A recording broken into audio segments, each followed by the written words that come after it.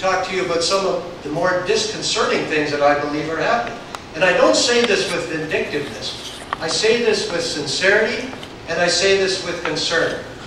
I don't think Canadians want a leader in government that when an organization expresses concern on an issue, the leader says, "You will be walked all over." And that, of course,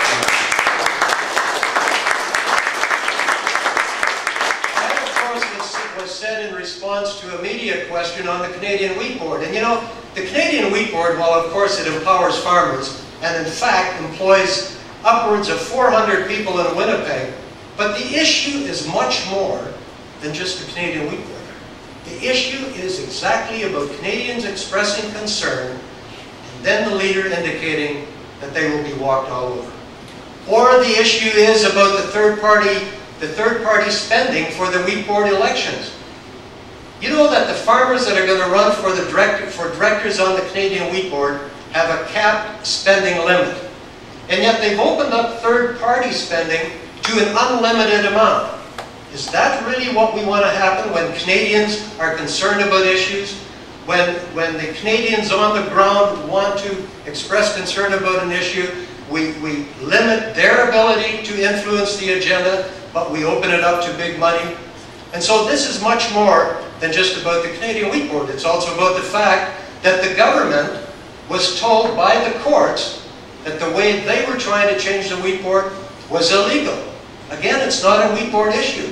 It's about what the government says they're going to do to simply implement their ideology without listening to Canadians and without treating Canadians as partners.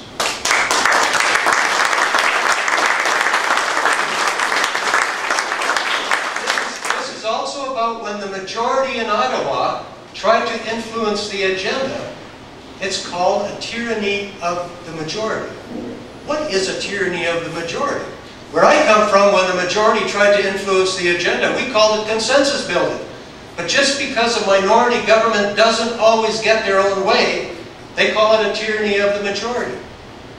Or they call the government dysfunctional just because not all parties agree with everything the current government wants to do. They call Parliament dysfunctional. This is the government, this is the party that circulated a 200-page booklet to their MPs on how to disrupt the Parliament. That, ladies and gentlemen, is why I am concerned. I am also concerned about the fact that the Prime Minister is in court with the Canadian Wheat Board, is in court suing the opposition, and is in court suing Elections Canada. Ladies and gentlemen, we want a leader in Ottawa that cares about Canadians. We want a leader in Ottawa that cares about being partners with Canadians. We want a leader in Ottawa, and someone said Mr. Dion was developing his green shift on the back of a napkin. Well, I'll tell you something, ladies and gentlemen.